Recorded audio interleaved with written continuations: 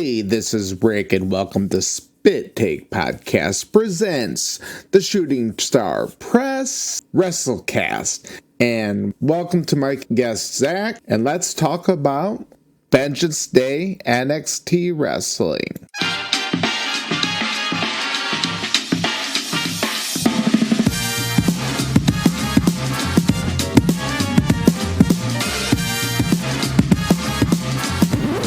Next week, Orange Cassidy will be taking on Tomohiro Ishii. Did you have any thoughts on that? I mean, that could be a nice, fun match. Ishii's just known for just beating the crap out of people, and then Orange Cassidy, what's the fun thing when he's serious and actually goes, can just freaking go for a guy who's supposedly doesn't care about wrestling. It should be a nice, like, fun match. Like I'd probably be tuning in to see that one. Also, what has been happening today is a lot of talk about The Rock. As we know on SmackDown, The Rock came face to face with Roman Reigns. Cody Rhodes was probably going to pick Roman Reigns for the WWE Championship at WrestleMania after winning the Royal Rumble. But what ended up happening was CM Punk got injured and Brock Lesnar got implicated in Vince McMahon's sexual harassment lawsuit. So there wasn't much left. The powers that be decided for drawing power. So The Rock apparently took it upon himself to insert himself in the main event picture of WrestleMania, to put himself against his cousin Roman Reigns. And apparently he also pushed for himself what sounded like to win, according to sources. I don't know what sources these are. This is just the rumor around the rumor mill. I will admit I am one to have been emotional about this myself. Maybe I shouldn't prejudge, but there's a long road ahead. I don't really know what the story is going to be. But people appear to be mad. There's a loud, what appears to be a majority of people that feel like The Rock is pushing Cody aside of what should be Cody's opportunity for the championship, because that was the championship Dusty Rhodes, Cody's father, should have had, the Bruno Sammartino championship. And The Rock just proved that the WWE championship is in fact the Hollywood championship, as Seth Rollins said. Because why is The Rock inserting himself in there? Some would say ego. I think that's what some people are feeling. They feel like The Rock is inserting himself in there for ego. But others strongly feel, and what is probably more realistic and justifiable, is it's for ratings, and ratings equal money. And who was formerly known as Disco Inferno, tweeted, whatever you want to say today, The Rock has, I don't know, 300 and something million X followers, and Cody Rhodes has 1.3 million. And which means that Cody Rhodes is not bringing as many eyes to the product as The Rock. One person said, well, the fans don't care about the metrics, which means the fans don't care about the money. I call bullshit on. Because, yes, the fans don't care if, TKO gets rich, but I call bullshit on that. Because if TKO gets rich, the product also gets better. The production gets better. I'm sorry, but The Rock being in the main event scene does make the production better. But yes, it does risk Vince McMahon's storytelling. Like, you just broke the long-term storytelling of Cody Rhodes. Because what it is you're waiting another year now for Cody Rhodes to get the title. But it's like, you've prolonged this even more, and it's like you're overdoing it, just like you're overdoing Roman Reigns' title run. This isn't Hulk Hogan in the 1980s. Like, that was a different time. This is not that time. We don't see wrestling the same way we did back then. Trust me. When I was a kid,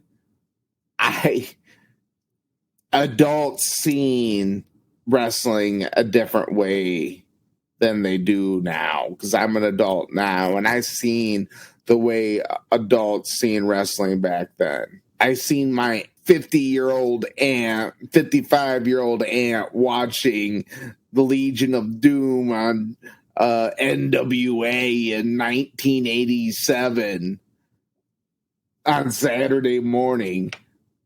I watched that shit when I was 5 years old. So it's a different time. I think I went way off topic. But so there is the story is important to us fans, and you did ruin the story now.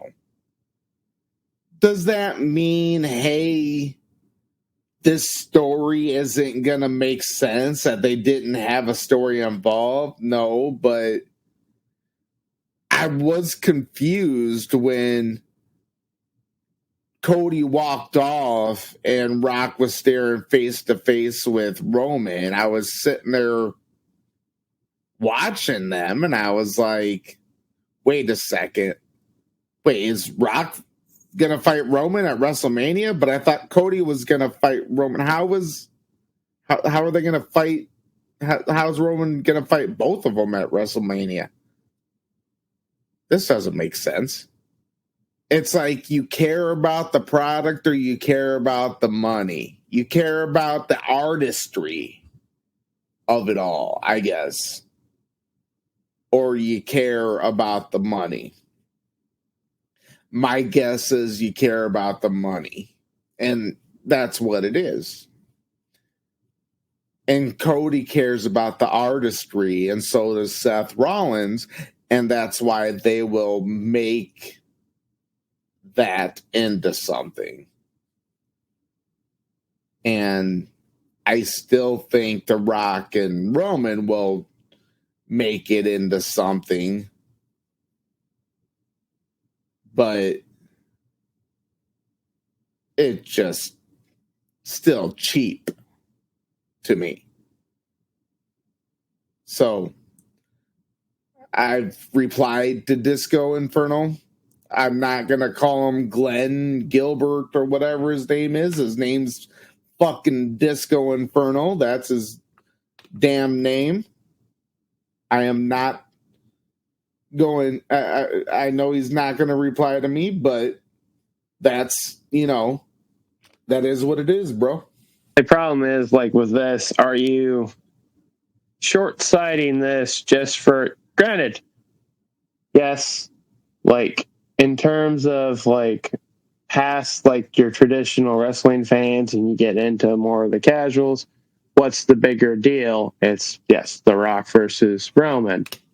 But we've done nothing to build it, and what's gonna happen after this? Either Roman's gonna win and it's just another notch on the belt, and we just kind of keep prolonging the bloodline storyline some more with him on top, and he's probably going to be taking some time off after WrestleMania anyway because he doesn't work as much as he used to. Or The Rock's going to win, and we're definitely not going to be having the world title around on a weekly basis. It's going to probably be even more of a rarity. And if he even keeps it, then what's the whole point? It's when instead you more or less say the match between him and Cody actually wins. Roman can leave for a while, and we're not necessarily going to miss him because we got our champion here weekly on TV and, selling out shows, live shows, and on TV on a regular basis. And then not to mention you're working on building your current star into a bigger star opposed to keep relying on the old stars that are already established. That really not really going to help you that much because it's going to be amazing to see if Rock can actually make it like 5 minutes in the ring. Because we're calling for an epic, but we're probably not going to get an epic. All right, so let's get into this wrestling. I X'd or tweeted whatever we're supposed to say now. That I haven't watched wrestling or NXT in like a year, but I swear to God, I must have watched it in the last couple months because I knew who some of these wrestlers were. The first match I didn't know these guys had a tag team name. But the Wolf Dogs, Braun Breaker and Baron Corbin, they wrestled Trick Mello Gang, which was Trick Williams and Carmelo Hayes, in the finals for the Dusty Rhodes Tag Team Classic. I thought this was an okay match. I didn't think it was a great match. I truly think Braun Breaker, I like him as a powerhouse. He has a different style than the rest of his Steiner family, for sure. I think he's safer than they were. And I think he's got definitely a different attitude, but I do like him as this powerhouse. I think he can be a main eventer, a serious main eventer. And yeah, I like him. Baron Corbin does great in every role. So these guys were great together. Trick Williams did some great things in this match. Carmelo Hayes, I like that backwards leg drop, whatever he does. The Wolf Dogs defeated Trick Mello on the game. I gave this a 2 out of 5. I was not all that impressed with this match. I like these wrestlers, but I wasn't very excited during these match. I did like some of Carmelo Hayes' athleticism during the match. I thought that was the best part of the match. What do you think? Yeah, pretty solid match. Say kind of just waiting for Braun Breaker to make the leap up. I don't think he's really got anything left to do in NXT. But the Carmelo Hayes and Whip Williams, pretty good, solid team. Some pretty stellar performers. Be excited to see what they do. Then, of course, Baron Corbin, just solid worker. There's a reason why he's down there in NXT helping out a lot of these young people. But a good, solid match. Get Kamala Hayes taking the hit for Whip because he's got the title match later in the day. That one I would probably go more 3.5 or almost 4. Next, we had Dijak and Joe Gacy. I gotta tell you, this match surprised me. Joe Gacy was the weird little cult leader or something like that. I thought this was well done. It was weird. Joe Gacy's like I was searching for stuff in the dumpster, and he pulled out a kendo stick or something. Like, who had that in the dumpster? I was surprised how impressed I was from Dijak, especially when he had that duct tape around his eyes and he was still performing moves. Dijak, I think, could be a solid mid-carder. Yeah, I actually gave this a 4 out of 5. I was impressed by this one. This was a decent one. Just didn't really get into it as much. Dijak, I've seen him do better work, I think. Solid, fun car crash match. I would probably do 2.5. The next one was The Family versus OTM in a 6-person tag match. I thought it was fun, like a nice little fun little tag.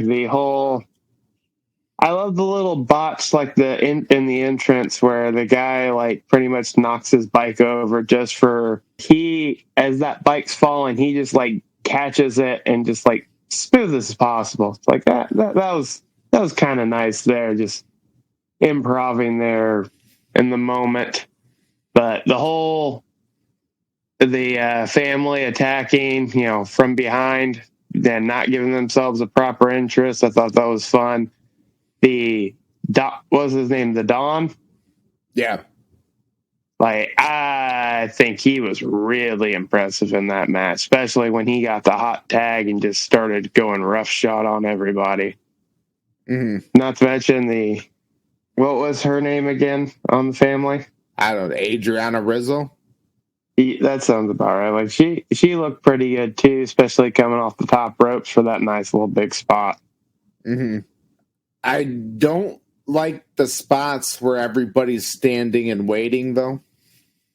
That's like kind of problem you would say with modern day wrestling that happens a lot, and you're just like, why don't you just get out of the way?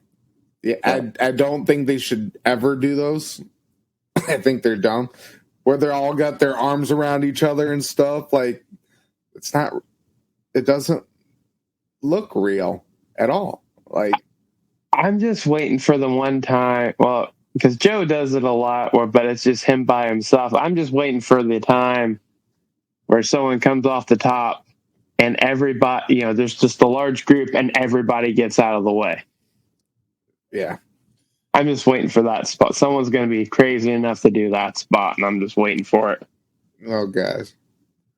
I like some of the old school brawling in this. I gave this a 3 out of 5. Sorry, I'm pretty tired right now. Next, we had Lyra Valkyria against Roxanne Perez, and then Lola Vice. I was quite impressed with the match before the contract thing came in. I thought Roxanne Perez was the more impressive one, to tell you the truth. I love the high-flying aspects. I was really expecting to be disappointed by this match by the look of things. I know I've seen Valkyria a couple times before, and I didn't really care for her. Roxanne Perez, I was, okay, I kind of liked her, but in this match, I really liked it. And then when the third girl came in, I was like, oh, now it's going to get bad. This is stupid. And then it got all of a sudden got really good. It was really quick after that, but I liked it. I was excited. It was good. I think that turned into a little fun match once they turned it into a triple threat. What do you give the match? Like I said, I thought it was a good, solid match. Maybe a little too false finishy, but that's kind of what you get when you get like a triple threat match like this. But yeah, I thought it was pretty fun. What do you give it out of 5? I would 2.5, 3. Just it was a solid performance. I gave it a 3. Now we got Obama Femi versus Dragon Lee. So this one actually ended up being kind of a back and forth. I didn't know either of these guys before this one. Dragon Lee kind of came at him early, went outside the ring. Oba Femi, I think I called him Obama Femi or something. I guess he's only been there a couple months, and I guess he's supposed to be kind of a powerhouse that they pushed really quick, and then obviously there was not supposed to be any chance at all for Dragon Lee, and it just ended with the power bomb, and that was that. What did you think? I thought it was nice. Like Dragon Lee did get like some good moments in there, but they're selling this young powerhouse, and I thought there was some nice spots in there. It was, again, solid affair for Dragon Lee. I think has been around for a little bit at this point, and he's like kind of being, and as their commentators are saying, he's like the heir apparent or the newest heir apparent to Rey Mysterio, because they keep trying to do that, which there's only one Rey Mysterio. But it was, and being like you said, he's only been in there for a few months. Like he looked pretty good for a guy who's apparently only been on the NXT roster for a few months. But what do you give it out of 5? I'd actually might give a 3. I would say 3 out of 5. Like it was a good, solid performance again. Like they didn't really see anything like getting like botched. Like it seemed pretty clean, smooth, especially compared to some of the other moments in this show. Yeah, definitely give it a 3 probably as well.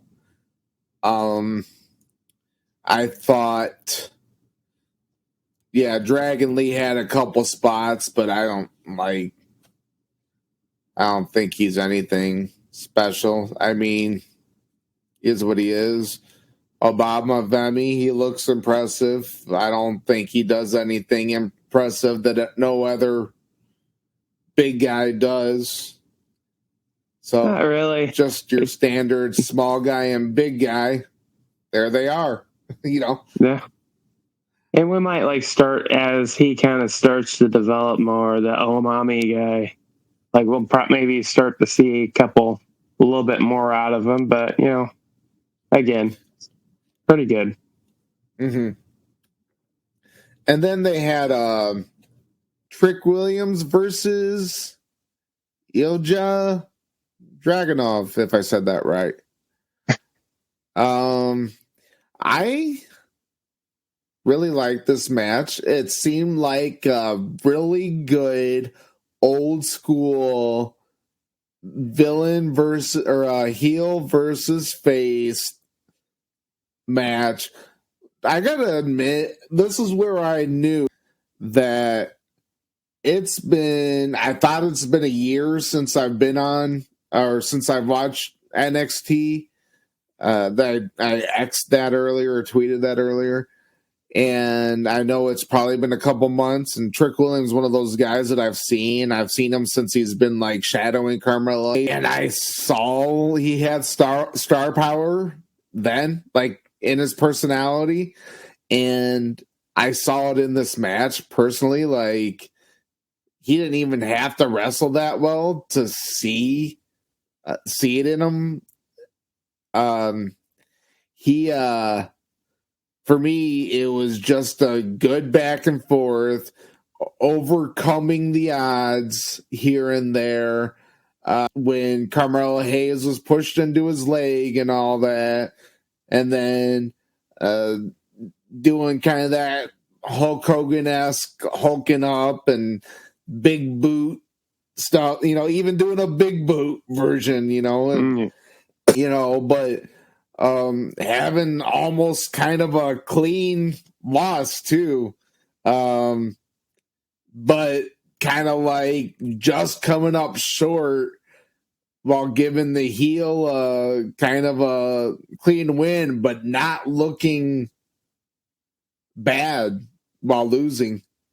I thought that was a pretty good match personally. What do you think? I'd say easily the best match on the show. You can definitely see why these two guys are on the top of the card, because they're pretty well developed. They got a good feel for these guys' characters and whatnot, and their in-ring work is pretty darn good. I would say I really enjoyed the fact that it was the Dragunov. Yes, he's the conniving heel, but he didn't use underhanded tactics. He more or less played the psychological game to give himself an edge. I thought that was kind of fun. That seems to be a big part of his character, and more or less just outsmarting the guy opposed to actually just outright cheating.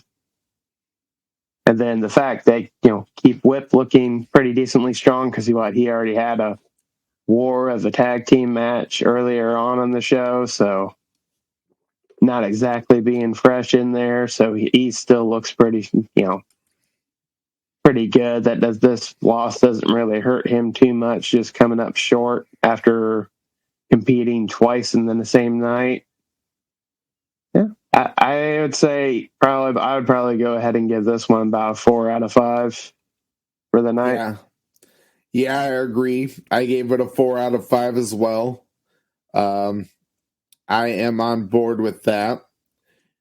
And then right after the match, Carmella Hayes. Well, I went to the bathroom, came back down, and saw Carmella Hayes was beating him with a chair, Trick Williams with a chair. And I was like, how auspicious. So I guess that's it. And I thought that was going to happen during the match, too. Yeah. Which I'm kind of glad that happened after the match. Because that didn't cheapen the match. So whoever did the booking for that, good job.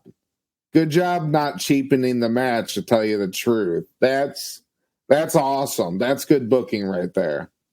This is something like NXT has also done in the past. This is kind of like the same thing with like when Tommaso Ciampa turned on Johnny Gargano for the first time, because they ended up having that war with AOP just to come up short to reclaim the tag titles.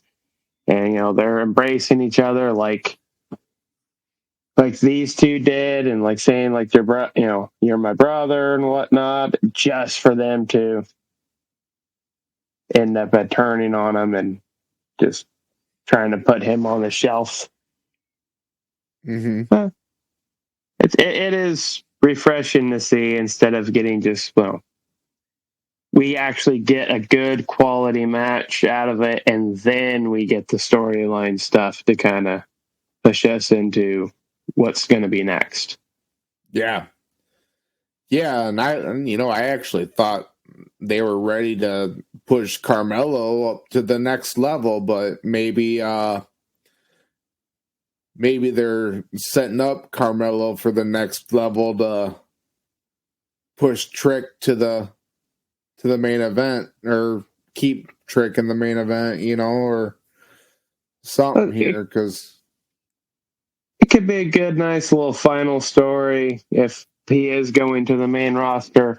have this feud, let the chips fall where they may, and whether if he's going to give the rub to Whip on his way out, which is usually the case. That's what I'm thinking is like just a nice heartfelt. I mean, how many, the 4 horsewomen, like that, like heartfelt goodbye, Yeah. And NXT is definitely known for that for a long time. And I think when I started watching NXT less is when they added the colors and all that. Yeah. 2.0 and all that.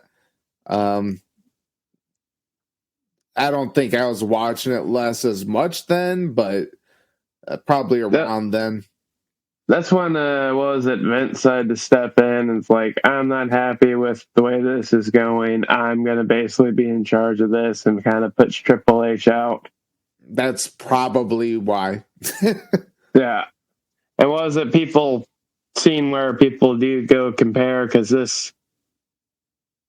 the current form of NXT is more or less, all right, here's the stuff that you did like about the Color Splash era, and also the stuff that you loved about the Black and Gold era, kind of taking the best of both worlds and putting it together for this kind of new era that we are in with NXT. Because with this current era, we don't yet like the more or less, high-end Ring of Honor show that we got in the past. Because now we don't necessarily just got a bunch of some WWE Performance Center talent that they're developing with, tried and true indie stars. Now it's more strictly the Performance Center guys that we're trying to build up and get them for the main roster. But it's combining the storytelling of Triple H era with some of the fun quirkiness that we did get that you might have liked of the Vince era of NXT. Thanks for watching Spit Take, WrestleCast, Shooting Star Press. You can catch us on our flagship show, Spit Take Podcast, every Friday and throughout the week on all your favorite podcasts. Check us out on our social medias. And as usual, level up, guys!